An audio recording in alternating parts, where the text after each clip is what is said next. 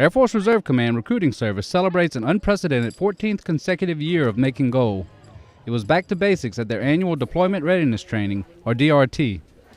For the recruiters, DRT is a time to learn, network, and recharge, all while focusing on 2015. Well, the main reason we have the DRT, or the Deployment Readiness Training, is to get everybody together in one central location and focus on nothing but training. The theme of this year's training was getting back to basics. We had much smaller classes, which allowed for much more of a crosstalk or facilitation of ideas between one recruiter and another. Some of these people have never worked with each other together. We had a wide variety of experience levels as well as success levels, and it worked out very well for us this year. The recruiters held a Wingman Day during DRT, providing an opportunity to build camaraderie and esprit de corps. Watching your teammates be competitive and having the stands and singing our chant and getting in the middle and getting fired up, it brings us together as a family. Yes, absolutely. Bringing on the esprit de corps and camaraderie of competitive spirit of different recruiting squadrons competing against each other in friendly competition, but it just brings us all together.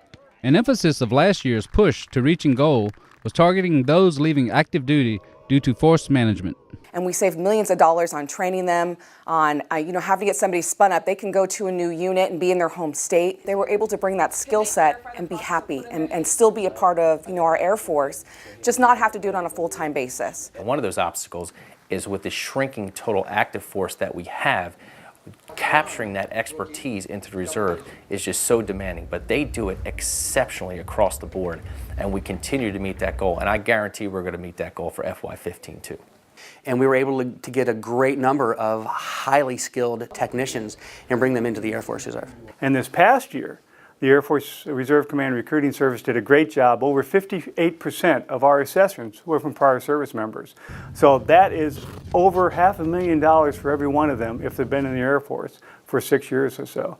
We don't want them to walk away. We want them to continue to serve their nation, and they can do that in the Air Force Reserve. Lieutenant General James F. Jackson shared some thoughts about AFRC Recruiting Service. This is a great opportunity for Chief Kirksey and I to say thank you to our recruiters.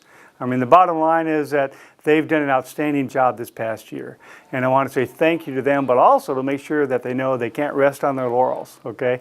FY15, the coming year, is going to be another challenging year for us, but I know that they can achieve success.